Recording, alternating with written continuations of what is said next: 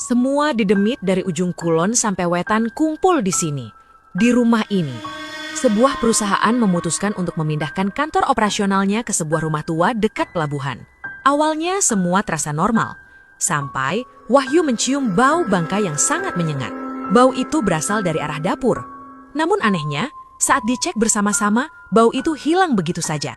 Di hari yang sama, Dewi mengalami hal aneh saat berada di halaman belakang.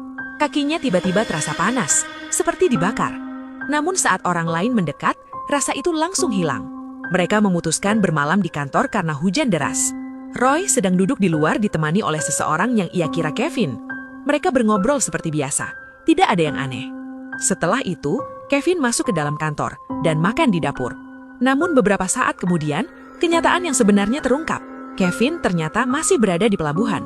Yang lebih mengerikan, makanan yang disiapkan untuk Kevin benar-benar sudah habis dimakan. Teror terus berlanjut. Suryo melihat sebuah wajah tepat di depan kamar mandi.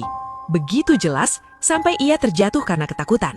Di waktu yang hampir bersamaan, Abe yang merupakan anak indigo melihat sesuatu yang jauh lebih mengerikan.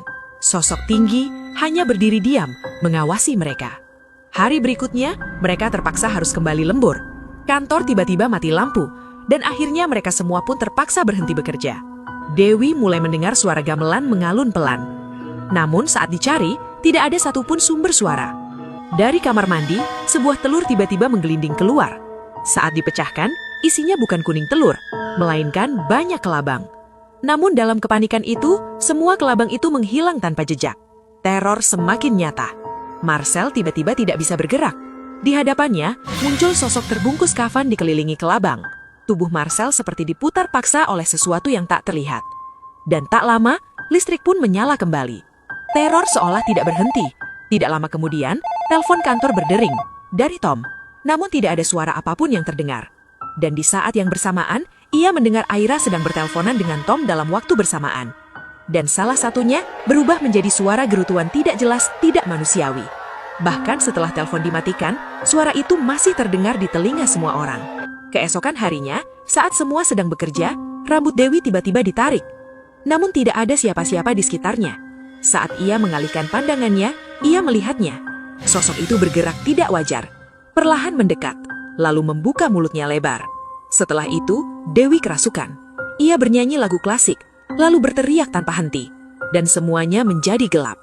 Abe akhirnya mengungkap sesuatu, bahwa kantor ini memang tidak pernah benar-benar kosong. Bahkan ia menyebut semua dedemit dari ujung kulon sampai wetan kumpul di sini, di rumah ini. Mereka memutuskan untuk melanjutkan bekerja, dan mereka sepakat untuk tidak lembur malam ini. Namun, mereka kembali dikejutkan saat jejak tanah seperti tanah kuburan tiba-tiba muncul dari ruang rapat menuju ruang tamu. Seolah ada sesuatu yang diseret. Namun, semua teror seolah tak ada ujungnya. Saat sudah meninggalkan kantor, Kevin menyadari handphonenya tertinggal. Ia pun kembali bergegas ke kantor. Teman-teman yang lain pun berinisiatif menyusul Kevin, mencegah hal-hal yang tidak diinginkan. Saat mereka sampai di kantor, mereka melihat motor Kevin di pekarangan, dan mereka pun masuk mencari Kevin. Namun Kevin hilang, tidak ada di dalam rumah. Mereka pun mencari-cari ke sekeliling dan sekitar rumah, namun mereka tetap tidak menemukan Kevin. Karena penasaran, akhirnya mereka mengecek CCTV. Namun anehnya, CCTV di dalam kantor tidak merekam apapun, seolah Kevin tidak pernah masuk. Hingga akhirnya, Kevin ditemukan, terbaring tak sadar diri di halaman belakang. Ia memuntahkan air sangat banyak, seperti habis tenggelam. Saat sadar, ia menceritakan sesuatu yang tidak masuk akal.